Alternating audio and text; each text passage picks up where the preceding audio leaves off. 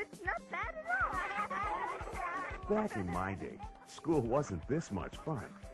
Hey, what are you guys doing? We're seeing how many different types of insects we can find. Insects are very important to plants. Now let's see why. Well, why insects? Because most bugs are garden helpers. Only 10% of insects actually harm plants. They track down and eat the things that are killing the plants. Hello, little fella. People don't normally notice insects, but they're all around us, even though many of them are very tiny. A lot of them use disguises so they blend in with their surroundings. This is called camouflage. Yeah, I've seen army guys do that, but only they don't eat plants. Look at the cool grasshopper. He's got neat markings. There we go. Sadie is an insect expert. They're called entomologists.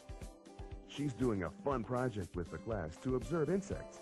It's called Insect Island. You put a small piece of floral foam in a bowl with water. Then you go out and find an insect, like a silkworm. When you find one, don't touch it, but break off the branch that it's eating and stick the branch in the floral foam. Add more food as needed.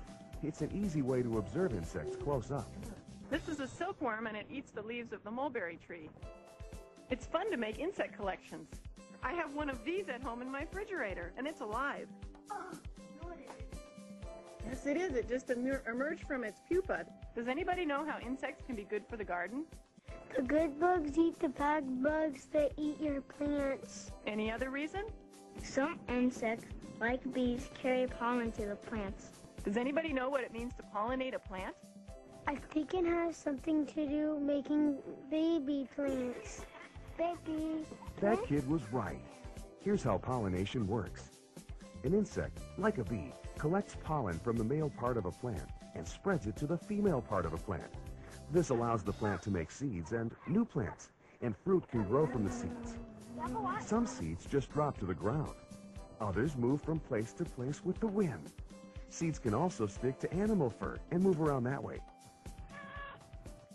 These kids are doing an experiment. They're walking around in their socks, and then they look at their socks through a microscope to see the different kinds of seeds they picked up on their socks. There's a seed. Now it's your turn to do the sock experiment.